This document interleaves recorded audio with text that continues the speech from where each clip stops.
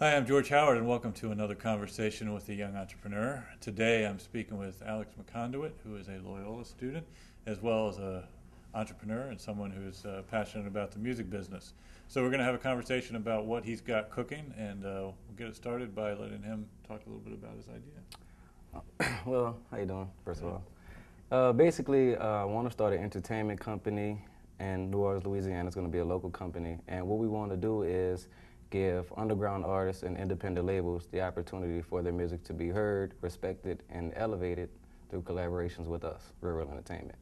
The way we want to do that is we're going to, because there's a lot of artists, underground artists in New Orleans that are doing the necessary things to further their career, but we noticed that these artists, by them being independent and not having a whole team and also trying to lead a normal life, they lack the resources such as like technology, money, and just knowledge, basically, of how to further their career. So we noticed that gap, and we wanted to reach out to these artists and help them. So what we're going to do is we're going to find the artists that we like, bring them in, record them for free, give them free production, and basically make albums with them, market the albums extensively, and try to get it out there. The thing I would say as a catch is that we are going to own the music, we're going to sell it, and we're going to keep all the profits.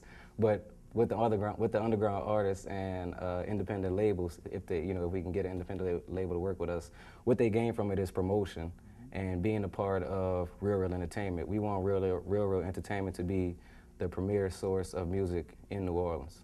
Okay. Well, certainly a lot of stuff there. First of all, the company is called Real Entertainment. Correct. So real, you have to say it twice. Exactly. And it's a virtuous enterprise. Mm-hmm.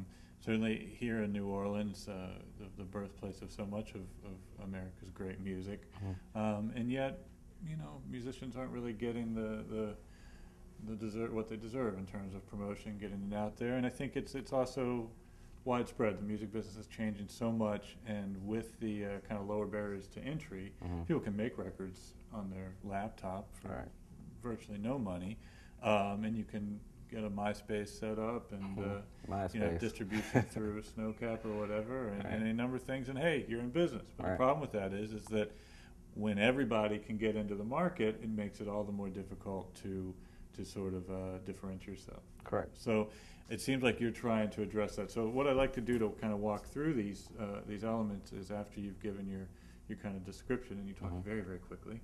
So we need to try and make sure that it's. Well, we'll add more as we go. Okay. Something. But so let's pull back and let's try and just very clearly articulate, what is the problem that you addressed? What is the problem that you're going to solve with Real Entertainment? Okay. Well, the problem we want to solve is there's a lot of hip hop artists in New Orleans that are doing. I mean, there's a million hip hop artists in New Orleans, but there's a lot of hip hop artists in New Orleans that are taking the necessary steps to try to further their career, but it's not centralized. Like the people are just working, and they aren't working together. There's no real hip hop scene for stuff to feed off and to build off. And a lot of the guys in New Orleans that are not the people that we're interested in working with, but there are a lot of rappers in New Orleans that are basically just copying, what they hear on the radio, what they see on BET.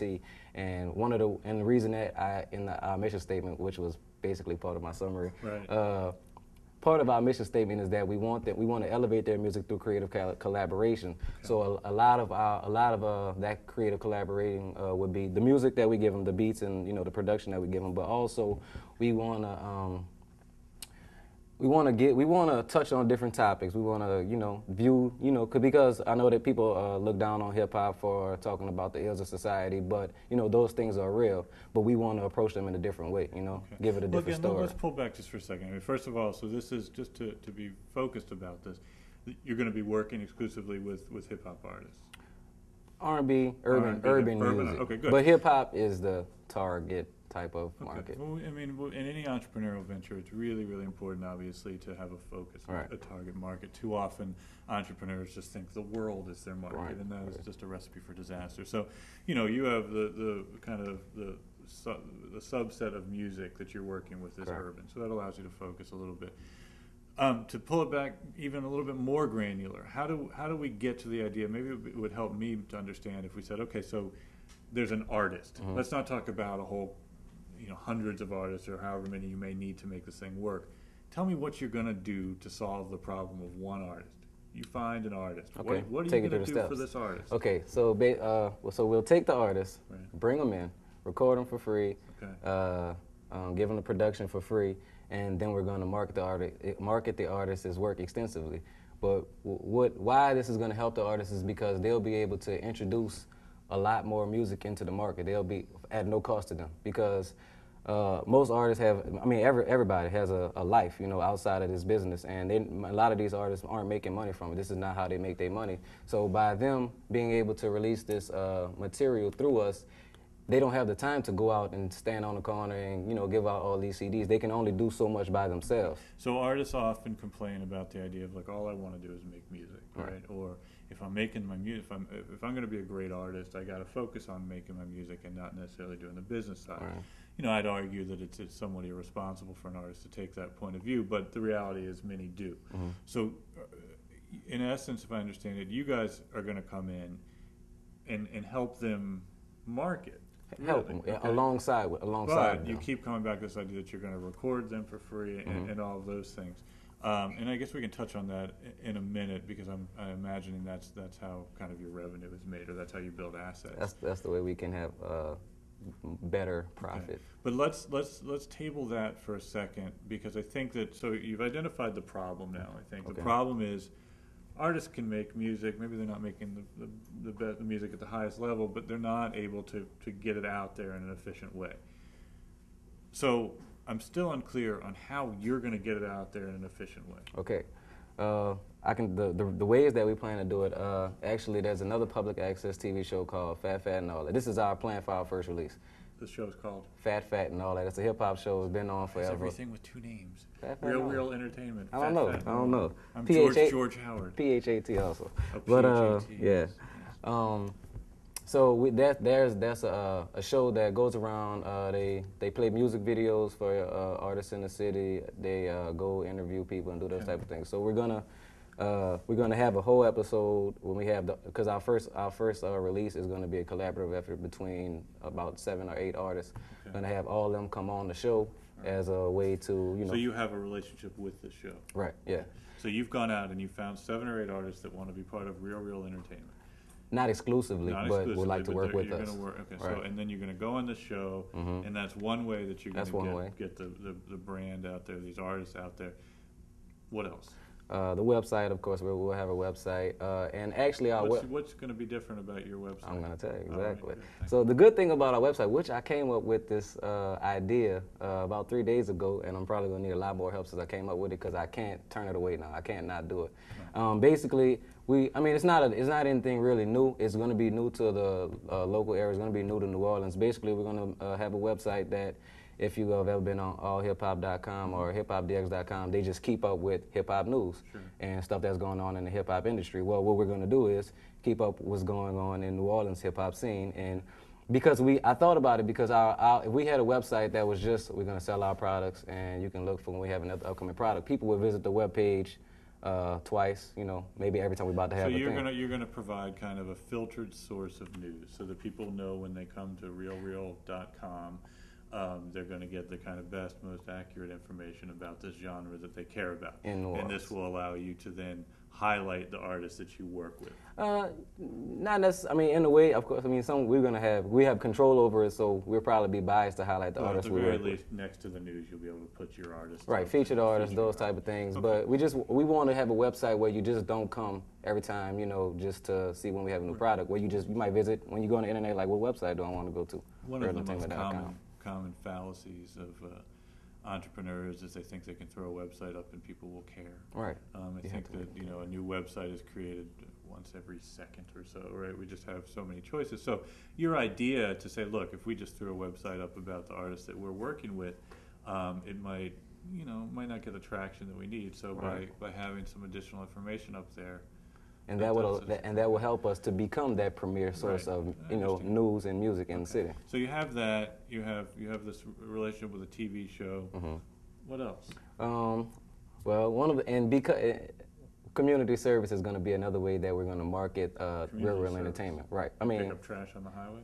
Anything. Anything. Because, I mean, I'm from New Orleans, and, I mean, New Orleans is a real special place to me, you know, with this Katrina stuff, all that going on. It's just, I can't leave. I never will. I'm here to help the city, save the city, all that type of stuff. I mean, I think I applaud you, first of all, and I think all businesses, all startups should have a social aspect to what they're doing. You can just start with that, ingrain it into the culture.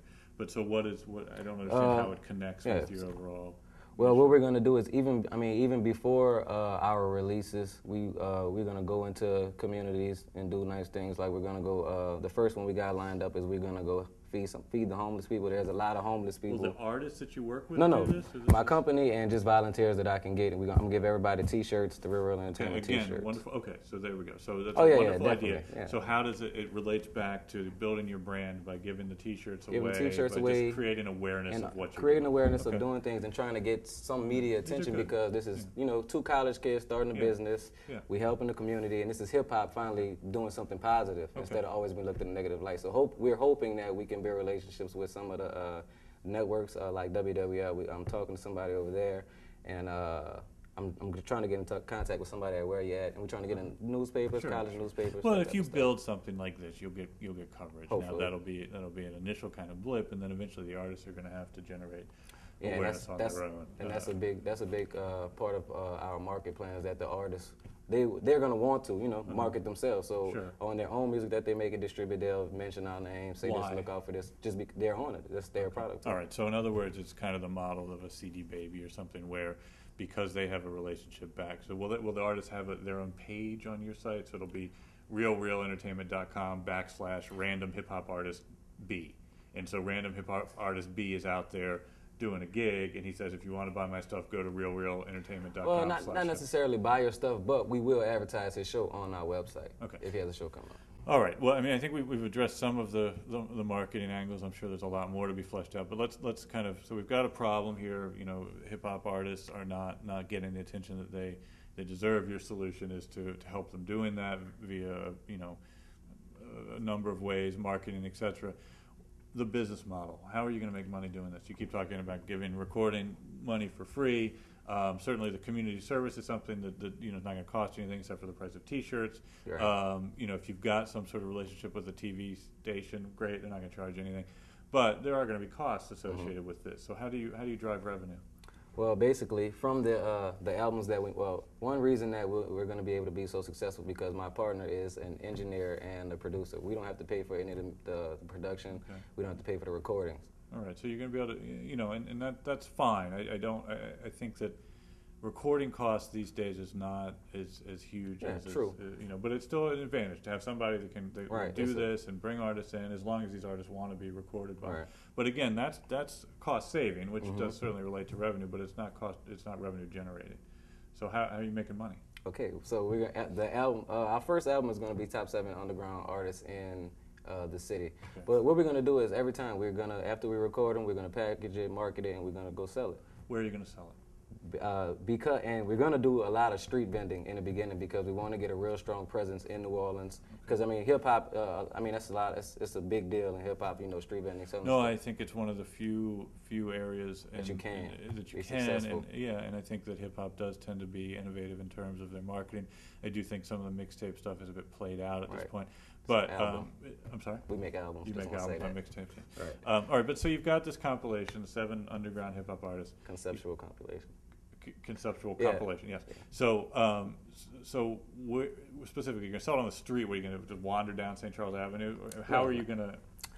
Strategically, obviously, hopefully. So give me an example. We're going to we pinpointed all the spots where there's going to be large sums of people all the time. Barbershops, a lot of people sell their stuff at gas stations. We're going to sell it at colleges, high school events. Well, how are you? I mean, there's actually a business model out there. I forget the gentleman's name, but he has developed a distribution network in barbershops for hip hop. Right. So, and he's doing very well. So, it's certainly something that is alternative distribution. Is a very important thing. So you'll go to barbershops, you'll go to gas stations. I think it'll be trickier, but harder. But you still people, and I've done market research. Even though I'm talking to the people that are selling the CDs out there, they say they can sell 20 to 30 a day by themselves. So I figure if I can get me a team, you'll figure that out. All right. So you're gonna. What's important is that you're not saying, oh, we're gonna get some distributor to put it in, whatever record store still exists at this point. That's not and there is valid. one independent record store in New Orleans called Nothing But Fire Records. So you'll get it in there. Yeah, we'll definitely get it in there. And I imagine, you might as well do iTunes and all the other digital distribution. Sell it off the website. Sure. Okay, so that's your revenue driver? Selling it, and we also have a value add, which a lot. Now I'm not going to say that all of our products will, but a lot of our products are going to contain the DVD. The DVD, it might be like the first one is going to be the making of the album, and so that's another promotion. So you're gonna film all of the stuff that you do. Yeah, there's going to be another promotional aspect for the artist to fall in love with, to want to work with us. What's the price point? $10. $10. See, and for $10 you get a CD and DVD. In the case, DVD What's your cost case. of goods? Excuse me? What are your cost of goods? Well, we're gonna our first release we were gonna order 5,000, but that was a lot because it's not a lot, but we didn't, it's our first time out, so we're gonna just do 1,000, and it's gonna be, I think it's I want to say like $1 or $2 or call it $2 by the CD. time you put you got setup costs and some sunk costs. So you got $2 a CD DVD package in there. Now, what about payments to the artist? You got to pay your mechanical royalties, right? You have to pay the royalty to the songwriter by law. So you're gonna have how many tracks on this record? We're thinking about 14, 15, something like that. Okay, so you're gonna have potentially $1.30 in mechanicals unless you can negotiate a rate. So now your costs are up to $3.30. Okay. What about artist royalties? How much are you gonna pay them? That's what we were going to meet about. But that's what I was going to be talking to you about. What ways that I can work that. Well, there are fundamentally two ways. I mean, the one way would be to do the traditional way. When Jay-Z or someone sells a record, he may not be a good example because he runs the company, so he can probably do it however he wants. Right. But when Kanye West sells a record, he has a royalty rate, and that's typically calculated off of the list price. Mm-hmm. So in your example, of selling at a list price at the gas station, the barbershop, or wherever for $10, there's a royalty rate that varies, but it could be anywhere from 10 to 20% of that list price.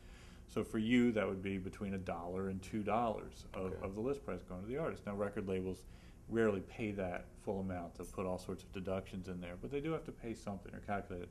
The other model is more... So we legally have to pay them? No, you don't legally have to pay any royalty, except for the mechanical. You legally have to pay the songwriter. Okay.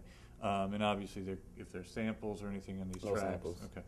So you can't, just for anyone who's curious, if you put a sample on an album or into a track, you have to get clearance to do that. You can't do that. You can be... That's why we're just going to stay totally away from that. That's the best way to do it.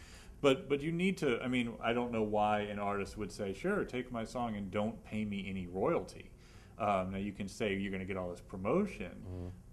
That's fine when no one's making any money. Okay. That strategy doesn't work when the artist says, oh, okay, I gave you my song and you're rolling in your Benz and I'm on my skateboard, right? Mm-hmm. They're going to want to know, well, you made all this money off my back. So just to finish one thought, so you've got the royalty side, and then another model is more of a profit sharing model where you would recoup your costs. So whatever it costs you to make the record, et cetera, you would bring that money in and then divide the gross profit between you in some ways. Some labels do it 50-50, some it varies. But one way or the other, in order to get these artists, you're going to have to promise them something. Well. I know they're getting their records. Well, I know free. that, but historically in New Orleans, as far as the hip hop scene goes right now, I mean, and a lot of these guys aren't doing it legally. I mean, not legally, but they aren't doing it the completely. But they're making their own rules up. Right, and there's a lot of compilations that are going around, none of which have compiled like the best of the best. But historically, these artists aren't demanding anything. Okay, well, as far as money, because they're starving artists. You have to look into the culture, but if you want to build a long-term brand, and I think this is true of entrepreneurship in general. It's perfectly valid to go out there and say, you know what, the rules, the model that's been out there has not been working. I don't really know it. I don't really care. This is what I think is going to work, and I'm going to build my company this way. Now, you don't want to do anything illegal, and certainly, from 50 Cent to many others, they started their careers selling illegal mixtapes. Right. These are totally illegal. Yeah. But it's part of the culture, right? And so it's not something I would advocate you do, but it is something that you need to understand this culture. And if you can get artists to say, look, I'm cool with the trade of you guys promoting my stuff, paying me my mechanicals because you have to, My thinking though is that you have to be thinking long term enough out there that where that may work at this kind of startup grassroots level, as you build success, you're going to have to formalize your business. Right. And this is where a lot of businesses fail. They can't make that jump to a more formal thing. It's where a lot of people get in trouble. And then some are able to make the jump. They go from, I don't know the rules, I don't know what I'm doing, but I want to start. And that's really important. And that seems like where you are. Yeah, I think that we will be able to make that jump. But as far as our first our first 3 or 4 releases, I'm glad that you're telling me all this, because I want to make sure that we do everything legally, because our long-term goal is to get distribution, at least regionally. Yeah, and that it becomes an issue also when you've got these artists. Who owns the master? We own it. Okay, so you own 100% of the master. There has to be consideration, right? Okay. Legally, for a contract to be valid, they can't just give you everything and you give them nothing. That won't hold up. Okay. Right? So you have to delineate in your contract, you are giving us the right to these sound recordings, not the copyright of the song, but to these versions of the songs, and we're going to go and distribute them. What are you giving them in exchange for that? And if you don't, there's no contract. Okay. There's nothing. So, and that can cause a lot of problems, especially if you ever want to sell your company, if you want to have some kind of liquidation event, if you want to partner, you need to understand what the assets are. So you'll hammer that out, and that consideration can be promotion. It can be, look, in exchange for you giving us the rights to the song, we're going to promote the hell out of it. It's hard to quantify that. But I would suggest that you figure out some kind of royalty rate for these artists. I think, especially if the culture is not doing that, it's going to immediately differentiate you from the others. True, that's good. I'm glad you're saying that. Okay, but so by selling, okay, I understand. I mean, we were at $330 a unit, right, between the royalty and the cost of goods.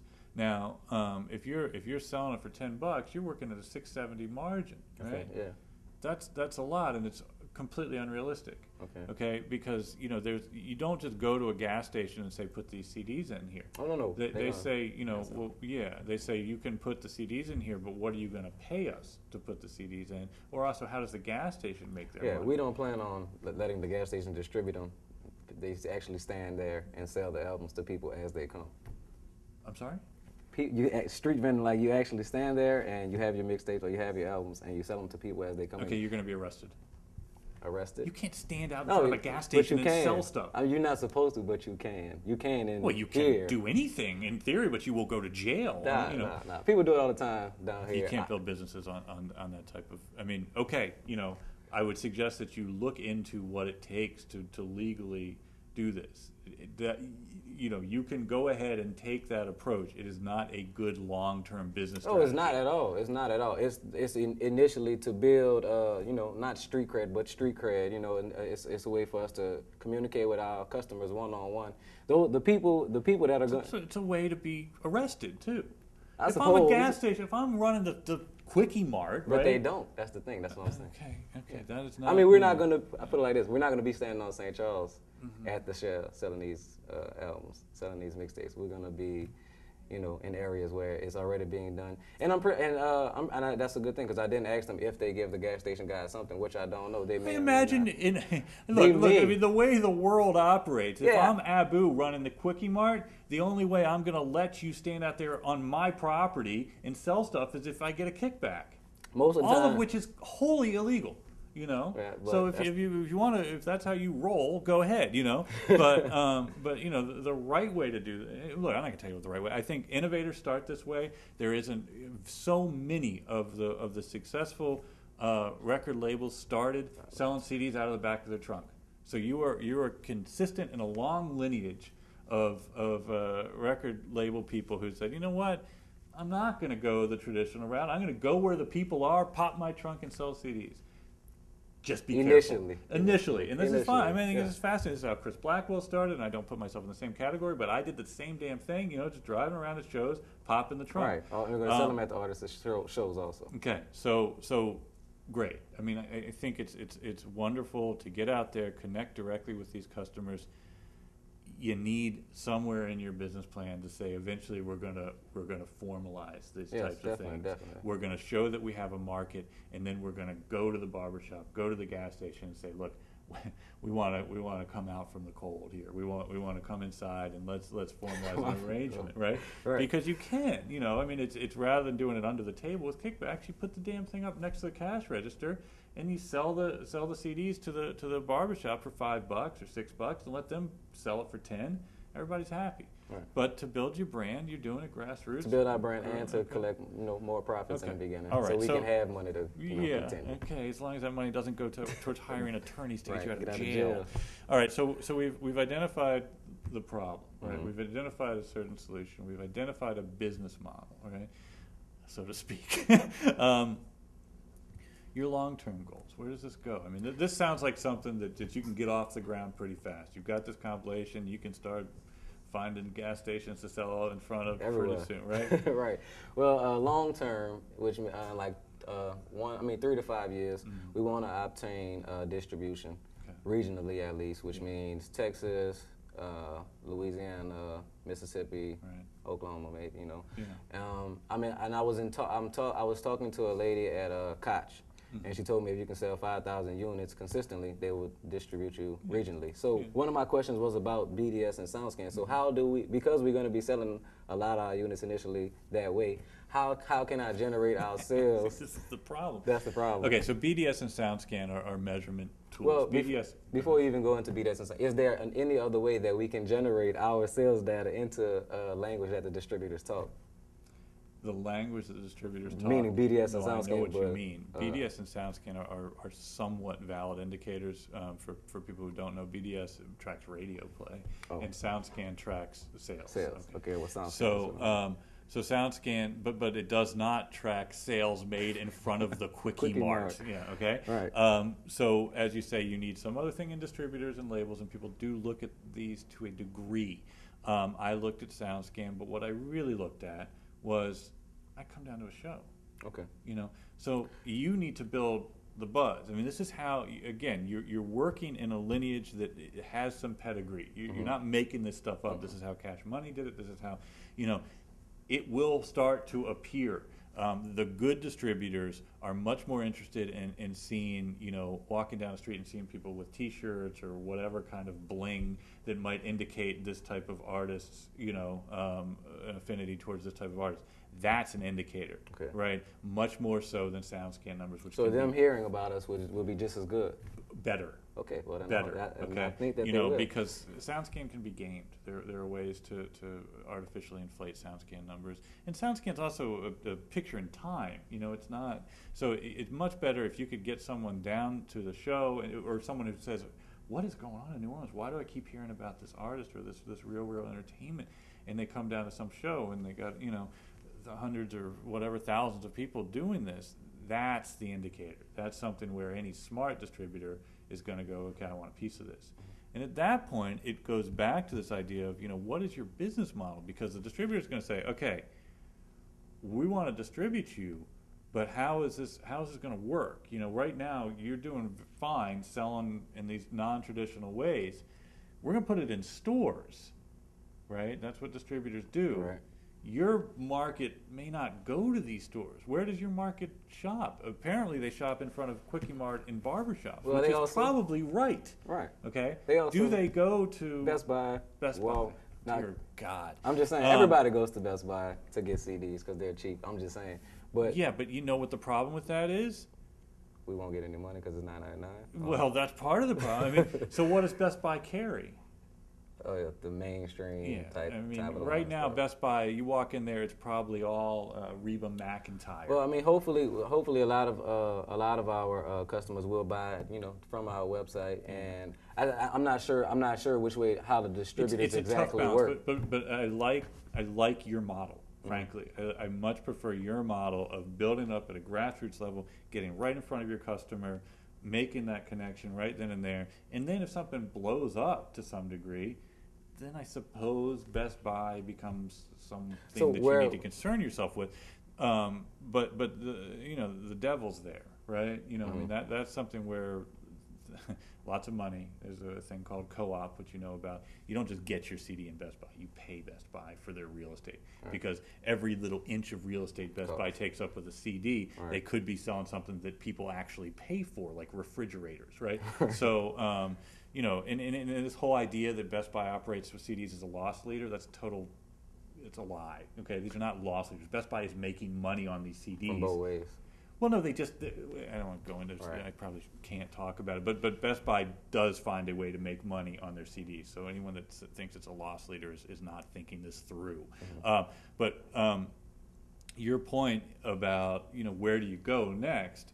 You know, that's the problem, really. I mean, and it's clearly moving towards digital. I mean, is it Soulja Boy? I mean, he has had the #1 digital download forever now, right? So your customers are starting to buy their music offline, you know, from iTunes or wherever. Which I have noticed. What you've noticed. I mean, the market starts to, so, but I think it's still imperative that you start the way that you're doing. You found a problem, right? And it's a real problem. And if you can solve it, you're going to have a gold mine, okay? Your solution is to get it out there. I love your concept about the community service. And your sales method is great. You know, you got to be careful of the illegalities, but you're getting right to your customer. And that's what most people don't do. Grow it there, but be thinking about how you can normalize this. And it's not just Best Buy. I mean, there's still thousands of decent retailers out there where you can operate with. I think you're onto something. You know, I think if you know your market well, if you keep your costs low, you got to be formalizing things. You need to deal with these artists, right?